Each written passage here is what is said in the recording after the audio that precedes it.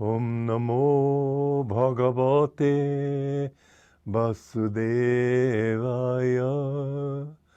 Om Namo Bhagavate Vasudevaya. Om, I bow to the Lord Vasudeva. Joy to you. I'm going to read stanza 3 of chapter 2 of the Bhagavad Gita. Yield not, O Partha, Arjuna, to unmanliness. It ill befits you. Cast off this weakness of heart, O scorcher of foes, arise. This thought of unmanliness often is thought of in terms of masculine energy. But after all, women are on the path too. And is it unmanly? Should women not bother about being manly? There's a different meaning to manliness. The quality of being a human being is to be balanced in both will and feeling, in both reason and feeling. Many people think that by being manly, they've got to be a he-man. That's not the case at all. Be firm in your convictions. There are a lot of he-men who are just weaklings when it comes to using their willpower for self-correction. I've known some big, tough men who became babies when they were faced with spiritual tests. What you must do is understand the importance of being a complete human being. And this is why men and women are attracted to one another, that each of them usually demonstrates or manifests one aspect of those two qualities, both of which are necessary for making a complete human being. The one is reason and the other is feeling. If in your feeling you don't use reason, you can just go off the deep end with emotion. If you reason but don't have feeling, then it's sort of like being next door to a restaurant that you know is good. It's a world-famous restaurant. You know its recipe. You know everything about it, but you're not hungry, so you don't go. So devotion is that which gives you the hunger to want to understand, to want to know. Devotion doesn't have to be sentiment. Devotion doesn't have to be the sort of thing that makes you weep, although when you become close to God and feel His joy, it's hard sometimes not to weep. But the thing is that devotion to wisdom is also devotion. It means one pointed attention, but heart quality has to be there. As Sri Yukteswar said, you cannot take a single step forward on the path until the heart's natural love is developed. But it can be love of wisdom, as I said. It can be love of some divine quality, and that too can be devotion. But love of like that saying of Saint Jean Vianney of France, that if you knew how much God loves you, you would die for joy. Just think of it.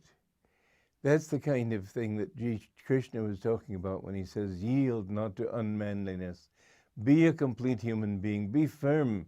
When a person really loves somebody or loves a principle, then he doesn't have to get up there and shout or boast about it. He just absolutely will cling to it, and nothing can shake him.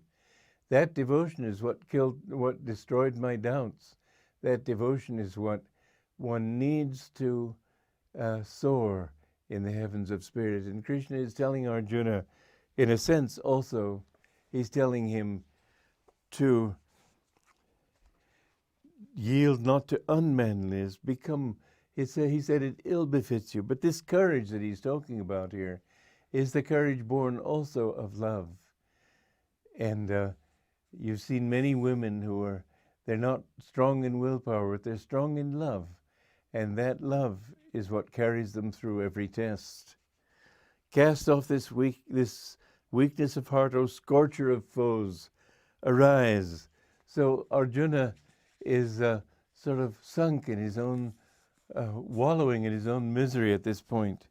And then Arjuna replied, O slayer of Madhu, destroyer of foes, Krishna, how can I make war shooting against Bhishma, my own deep-seated ego reality, and against Drona, my own preceptor of past tendencies, which have always defined me as I was, and perhaps am.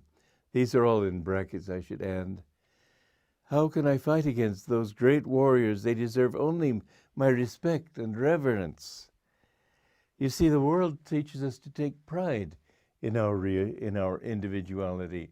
I'm an artist, I'm a rich man, I'm a count, I'm an earl, I'm a head of state, I'm important in this world.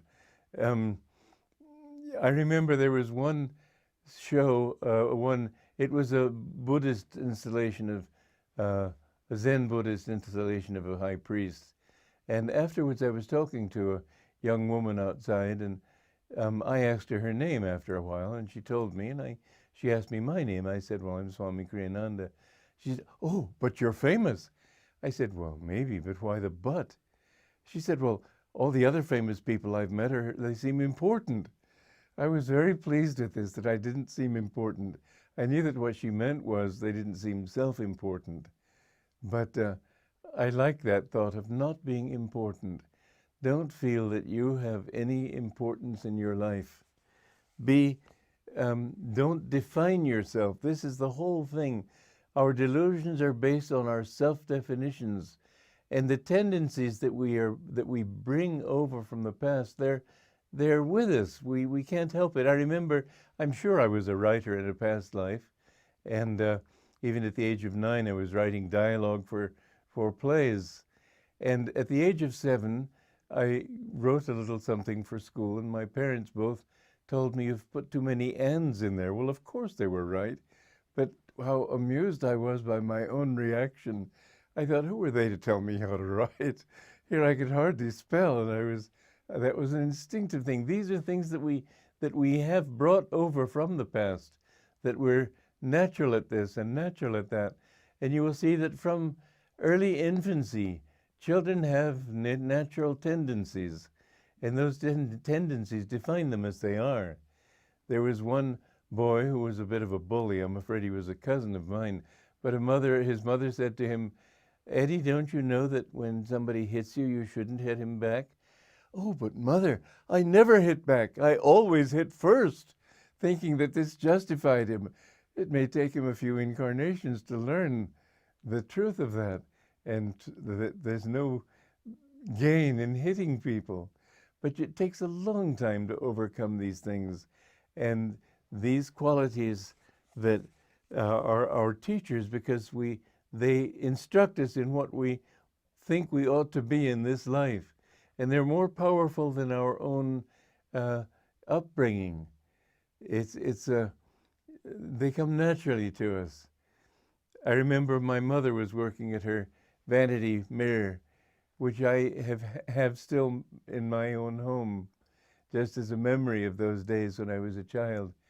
And I said, Mother, don't keep thinking about your beauty like Mrs. Martin, another lady. And Mother was so surprised that I had that insight into Mrs. Martin. But you see, I had these qualities that came over from the past. We must overcome those. And so Arjuna is thinking, oh, how can I kill those things? You must kill them. You must rise out of your own thinking definition of who you are in order to discover who you really are. And that is what the spiritual path is all about. That who you really are becomes a very drastic decision in the end. You are none of those things. You are the absolute, the infinite. That's a very difficult truth to face in the end. And it's a bridge that every person must cross. Joy to you.